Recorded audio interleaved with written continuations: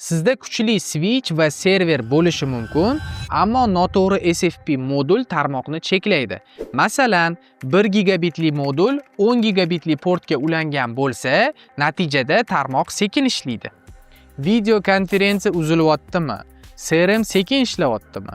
Internet tezligi yetmayaptimi? Bunga sabab bu server yoki internet provayder emas, balki modul.